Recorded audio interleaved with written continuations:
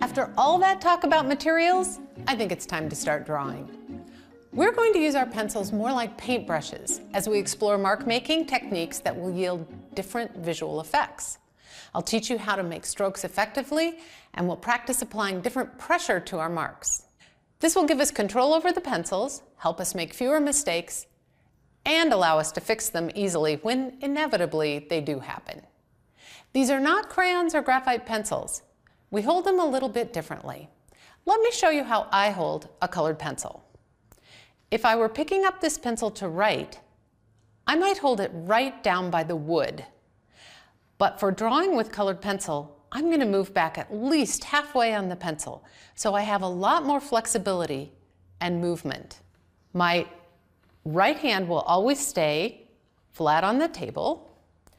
The pencil will be at about a 30 to 40 degree angle from the table, and that will give me the flexibility to really move. If I'm gripping the pencil too tightly, I'll have some clues. I'll see white knuckles, or I'll feel the tension in my wrist and my hand. I want to keep this loose and easy. So as I actually start to apply the pencil to the paper, I'm brushing it on, just like a paintbrush. You can see that it's light, and I also want you to notice a little move I'm making as I twist and roll the pencil while I draw. This is keeping the point on the pencil longer by using different sides. So what's going to happen is as I continue to roll the pencil with my pencil strokes, I'll wear the pencil point off to this rounded tip. That's when I know I need to go to my pencil sharpener and get right back to this long, sharp point. Then I can continue layering and bringing my color up. If I want a more grainy look to my pencil work, I can work on the side of the pencil. You can see I don't get as much coverage, but I get a really interesting texture. If I want a little more density to the color work, all I have to do is tip the pencil up to a higher angle. With no more pressure, I'll immediately get more color into the paper. What I'm using here is the pencil into the paper tooth.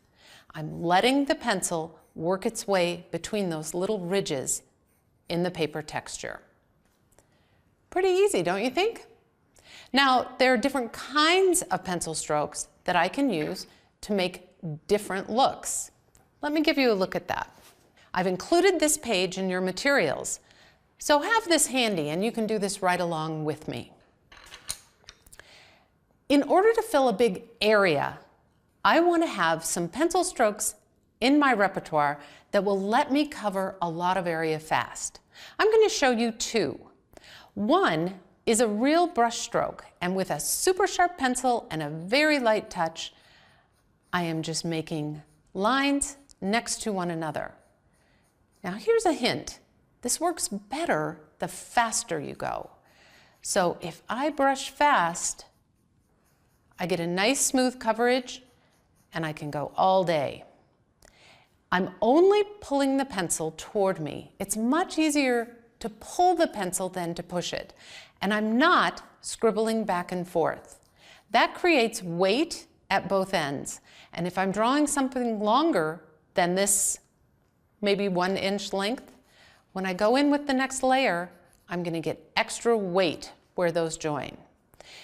If I'm brushing, I can kind of filter the pencil strokes one into the next, and you can see I get a nice smooth application. If it feels awkward to you to lift up the pencil between strokes, try this. I can make a long elliptical stroke where I never lift the pencil. Same pressure, nice and light, rolling my pencil on a sharp point, and I get that look of coverage. Let me show you a couple places you can go wrong with this. Don't make marks that look like a picket fence. Those are going to be too heavy and they won't feather together. In the same way, if you're using the elliptical stroke, don't have it be too open. It'll take forever to go back and fill it in. So once again, It's a brush stroke, close together, or it's ellipses that double back and fill in.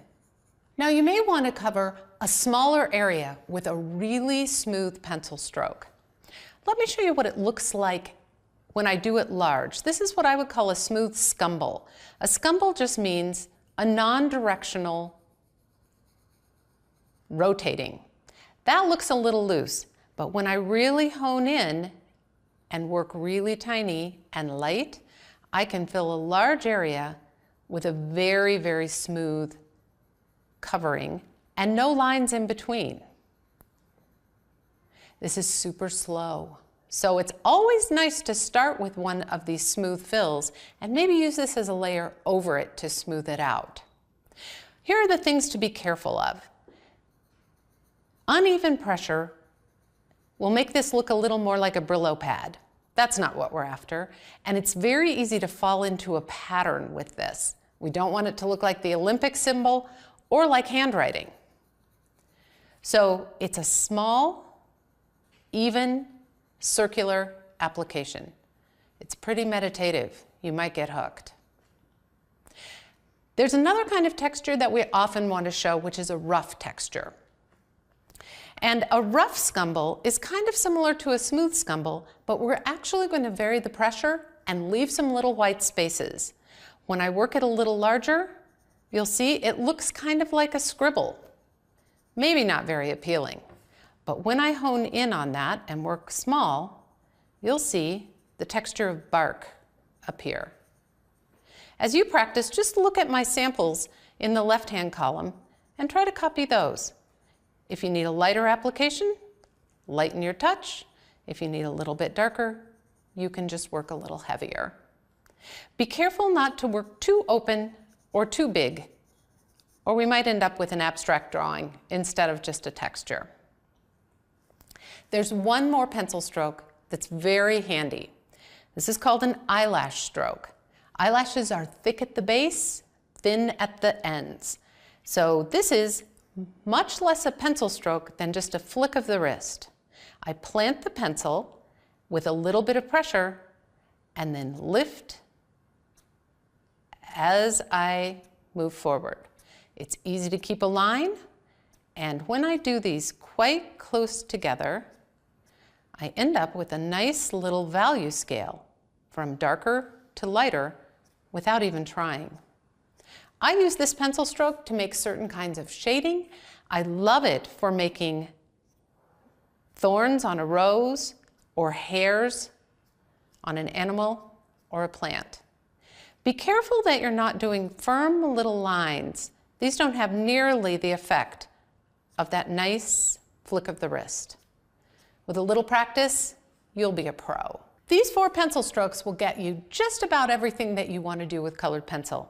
But I have some other tips about mark making that'll really help. When you're working with a brush, you tend to work in big, broad strokes. A colored pencil, we're working with this tiny little point, so it's going to be a lot more controlled. Don't try to make lines that are too long. It's hard to control them. And as my grandfather said, it's always easier to pull a rope than to push one. It's hard to keep things straight, moving away from you. So having your lines work toward you will definitely feel more comfortable. Also, we're used to writing at an angle.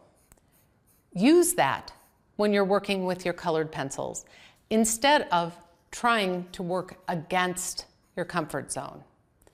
The length of your pencil stroke will make a lot of difference in your results. I'm comfortable with about 1 inch to 1.5 inches at once. I really can't draw a whole tulip stem in one swoop. If you're right-handed, you'll find that it's much easier to work from the upper left to the lower right, so your hand doesn't drag through your work.